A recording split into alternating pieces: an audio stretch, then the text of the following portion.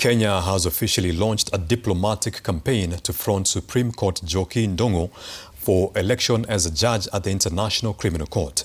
President William Ruto says the government will rally support across Africa and beyond ahead of the ICC elections expected later this year.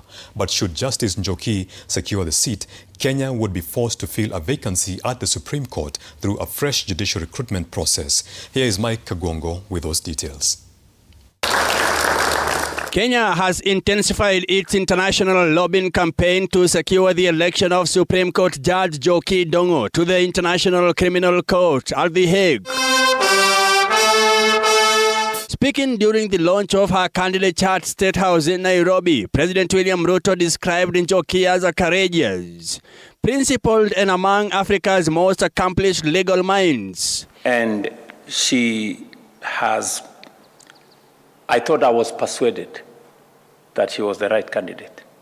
But after listening to her, I am even more persuaded that we have the right candidate. The head of state says Kenya is seeking not only a seat at the ICC, but also a stronger African voice in shaping global justice and accountability. But you see, we have a duty and a responsibility to the international community as well.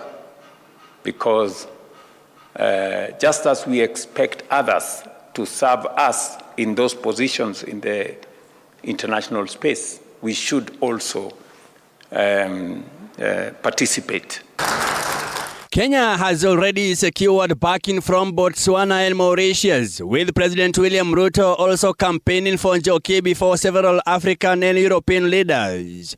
During the Africa Forward Summit, Justice Njoki, who helped shape Kenya's constitutional jurisprudence and spearheaded the Sexual Offences Act, is viewed as a strong contender owing to her judicial experience and international legal profile.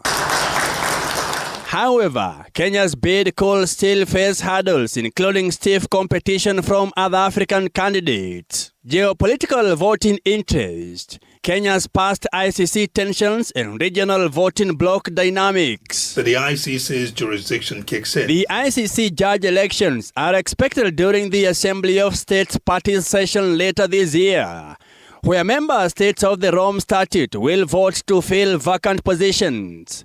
Should she win the seat, Justice Njoki will exit Kenya's Supreme Court before the end of her term, creating a vacancy that will trigger a fresh recruitment process by the Judicial Service Commission to appoint another Supreme Court judge. Kenya previously served at the ICC through former Judge Joyce Aluoch, and Nairobi now hopes to reclaim influence at the global court through Njoki's candidature. Mike Kagwongo, TV 47, Nairobi.